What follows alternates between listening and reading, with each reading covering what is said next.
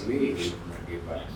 የአሰላ ከተማ ወጣትና በኢትዮጵያ ቀይ መስቀል ማህበር ውስጥ ደግሞ እዚህ አሰላ ከተማ ላይ ወጣት በጎ ፈቃደኛ ሆኜ ለ8 ዓመታት ከልጆች ጋር ቆይቻለሁ ማለት ነው። እዛም ያለኝ ሮል የወጣቶች በጎ ፈቃደኞች ምክትል ሊቀመንበር በመሆን ለተከታታይ 4 ዓመታት አገልግያለሁ። እዚህ እሸት የሚባል ድርጅት ውስጥ ጆይን ካደረግን በኋላ ከነሱ ጋር ግንኙነት ከፈጠርን በኋላ እኔም እንዲሁም ደግሞ ዙሪያ ላይ አካባቢ ላይ ያሉ ልጆችም በጣም ብዙ የተለወጥናቸው የተጠቀምናቸው በጣም በርካታ ነገሮች አሉ።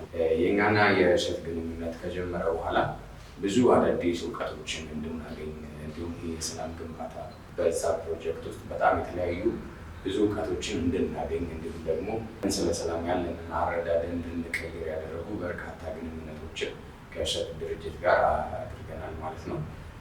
በርካታ ስራዎችን አብረናቸው ስንሰራ ቆይተናል። በግልም እንዲሁም ደግሞ ከጓደኞች ጋር በመሆን የተለያዩ ስራዎችን ከእሸት ድርጅት ጋር አብረን ስንሰራ ቆይተናል። ከነዛ መካከል ይህ ሰላም ግንባታው ላይ ወጣቶች ስላላቸው ሚና እንዲሁም ወጣት የነብር ጣት ይባላል እና ወጣቶች በጣም ብዙ ነን። በሬሾ ሲሰላ እንደ ኢትዮጵያ በጣም በርካታው ቁጥሩን የሚይዘው የወጣቱ ነው እና ይሄ ወጣት ደግሞ ሰላምን ለማስፈን መረጋጋትን ለመፍጠር ትልቁን ሚና ይጫወታል ማለት ነው።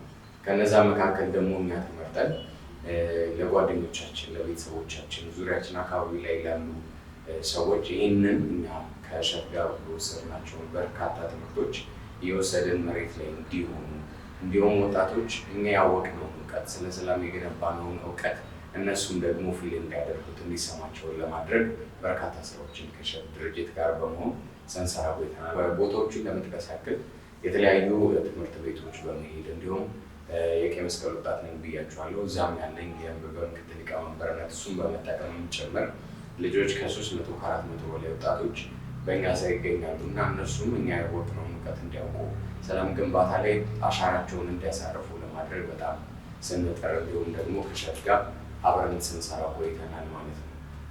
በስራችን ወቅት ብዙ የሚያጋጥሙ ነገሮች ይኖራሉ። እነዛ ነገሮች እንድናልፍ ደግሞ ከዚህ ከሰላም ግንባታ ውጭ የተለያዩ ስልጠናዎችን ሲሰጠን ነበር እሸት። ስለ ላይፍ ስኪል፣ ሊደርሺፕ እነዚህን የመሳሰሉ ስልጠናዎች ሲሰጠን ነበር እና ስንሄድ ስንወጣ ከሰዎች ጋር እንዴት አድርገን ነው ኮሚኒኬት ማድረግ ያለብን፣ እንዴት ነው እነሱን ማግባባት ያለብን፣ እንዴት አድርገን ስለ ሰላም ያወቅነውን እውቀት እንዴት አድርገን ሼር ማድረግ አለብን የሚሉትንም ነገሮች በእነዚህ ቅድም ባልኳቸው በነ ላይፍ ስኪል እንዲሁም ስለ ሊደርሺፕ የተማርናቸው ትምህርቶች በጣም ጠቅመውናል።